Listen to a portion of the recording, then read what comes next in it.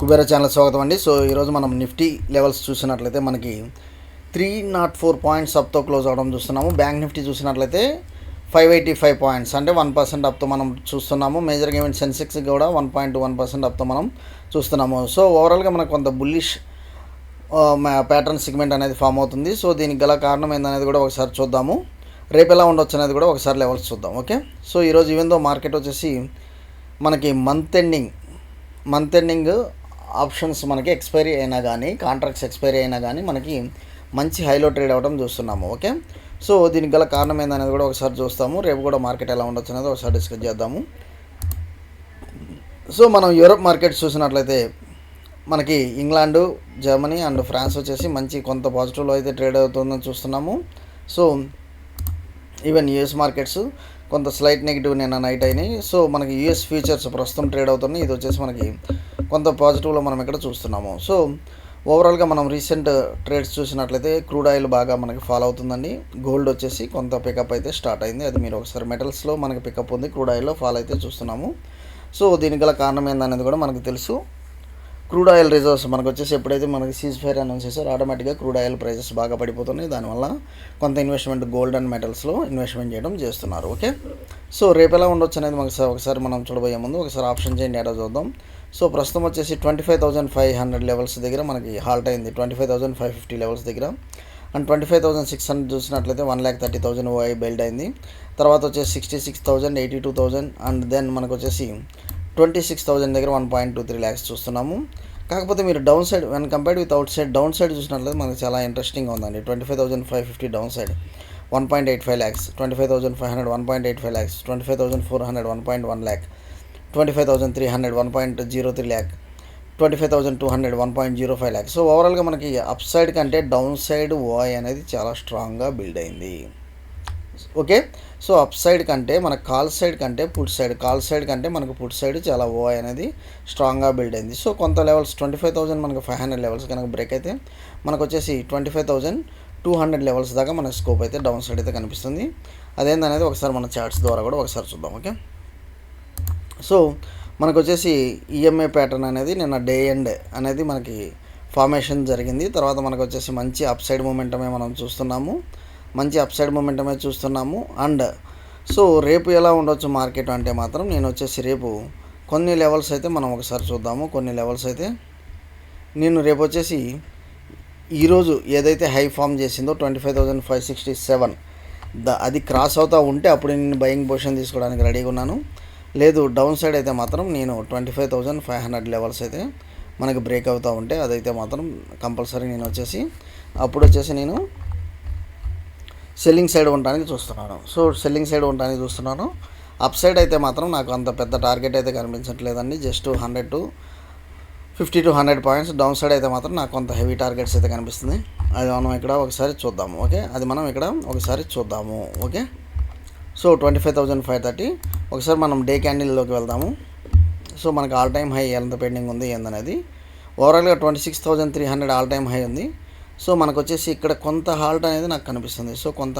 మనకు కనిపిస్తుంది 25,300 లెవెల్స్ మనకి ఇక్కడ వచ్చేసి మనకి బ్యాక్ హ్యాండ్ టెస్ట్ చూసినట్లయితే 25,300 లెవెల్స్ అనేది మనకి కొంత కనిపిస్తుంది.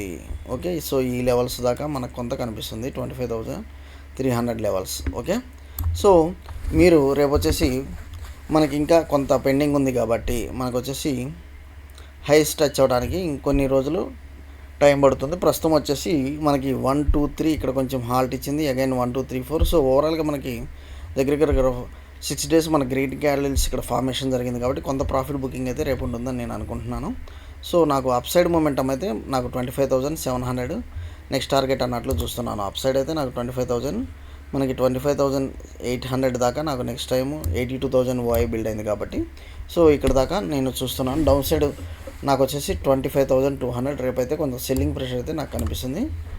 ఎందుకంటే ఆల్రెడీ మనకు వచ్చేసి గ్రీన్ క్యాండిల్స్ వచ్చేసి మనకి మంచి గ్రీన్ క్యాండిల్స్ 1, 2, 3, 4, 5, 6, 7 గ్రీన్ క్యాండిల్స్ మనకి ఫార్మేషన్ జరిగింది. సో రేపు కొంత సెల్లింగ్ ప్రెషర్ అయితే ఉండొచ్చు. Okay, and more over next వచ్చేసి బ్యాంక్ నిఫ్టీ కూడా చూద్దాము. బ్యాంక్ నిఫ్టీ చూసినట్లయితే ఇది కూడా నాకు వచ్చేసి కొంత సెల్లింగ్ ఇక్కడ చూస్తున్నాను. సో ఓవరాల్గా ఒకసారి డే క్యాండిల్లోకి వెళ్దాము.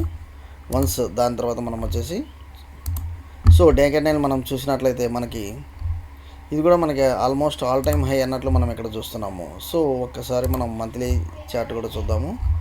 సో డే క్యాండిల్లో మనకి bank nifty all time highs అయితే క్రాస్ అయింది. సో ఆల్ టైమ్ హైస్ అయితే క్రాస్ అయింది కాబట్టి రేపు ఎలా ఉండొచ్చు అనేది మనం ఒకసారి చూద్దాం. ఇక్కడ మనం చూసినట్లయితే డే క్యాండిల్స్ సో 1 2 3 4 5 మనకి మంచి మొమెంటం 5 గ్రీన్ క్యాండిల్స్ ఫార్మేషన్ జరిగింది కాబట్టి కొంత సెల్లింగ్ ప్రెషర్ అయితే ఉండొచ్చు.